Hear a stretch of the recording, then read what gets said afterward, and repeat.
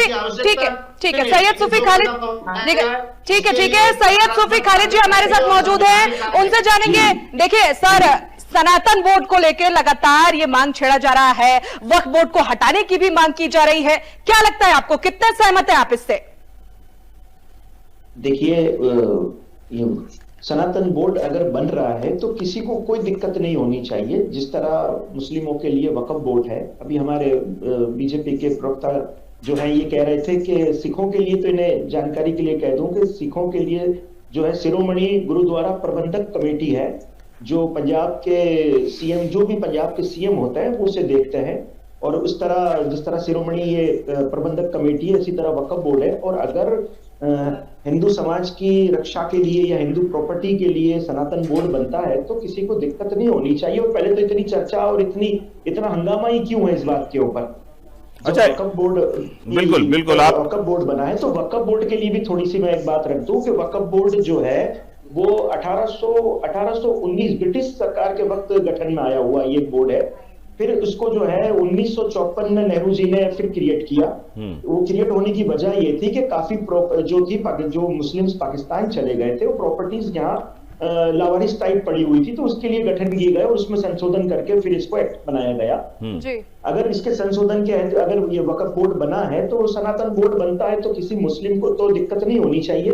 बस ये है कि रखने का तरीका जो है वो सही हो, जिससे देश को कुछ फायदा हो। बाकी तो इसके लिए कि कोई अगर ये चर्चाएं भी जो हो रही थी, ये पक्ष की सब चर्चा हो रही थी, बीजेपी कांग्रेस ये चर्चा है। बाकी बिल्कुल चर्चा की है, सूफी खालिद जी गुरु बैठे एक जगह मुस्लिम धर्म गुरु बैठे, तो मैं मानता हूं किसी को कोई दिक्कत नहीं होगी, दोनों को दिक्कत नहीं है। हाँ, राजनीतिक दिक्कतें हो सकती है पर धर्म में इसकी कोई दिक्कत नहीं। जिस तरह मैं मानता हूं वक्फ बोर्ड है, इस तरह अगर सनातन बोर्ड बनता है और इससे देश का हित है इसके अंदर और हिंदू संपत्तियों की सुरक्षा होती है इससे, तो किसे दिक्कत होनी चाहिए?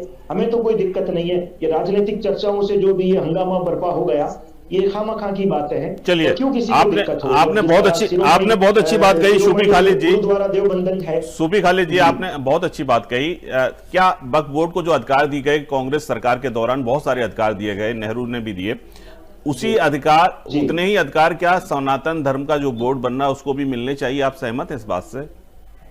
जी देखिए, अगर सनातन बोर्ड बनता है तो वो सनातन बोर्ड आश्रम, मंदिर और इन जो भी हिंदू प्रॉपर्टीज है, सनातन प्रॉपर्टीज है, इसकी सुरक्षा के लिए है।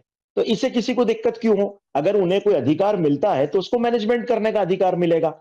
जिस तरह वक्फ प्रॉपर्टी को मैनेजमेंट करने का अधिकार वक्फ बोर्ड के अधिकारियों को होता है। और मैं सारे पैनलिस्ट को कह दूं कि बिल्कुल बात सही है कि सेंट्रल गवर्नमेंट इसमें जो है सेंट्रल गवर्नमेंट और स्टेट गवर्नमेंट दोनों मिलकर ही वक्फ बोर्ड का निर्माण करती है।